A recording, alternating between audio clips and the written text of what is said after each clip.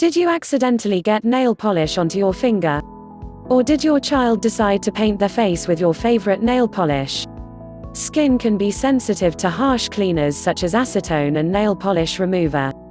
Fortunately, there are ways to remove from the skin without using these harsh cleaners. This article will show you how to remove nail polish from the skin using the traditional acetone and nail polish remover. It will also show you a few ways that are gentle enough to use on kids. 1. Get a bottle of acetone or nail polish remover. Keep in mind that these products can be very drying and harsh on the skin. They are not recommended for small children or for those who have very sensitive skin. If this happened to you, click here. Non-acetone nail polish remover can work, but it is not as powerful as acetone and will require more work.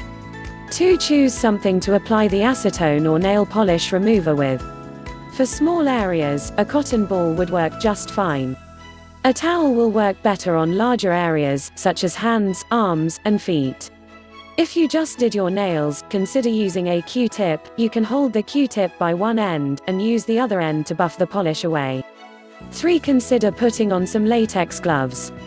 If you just did your nails, any acetone or nail polish remover will destroy your hard work.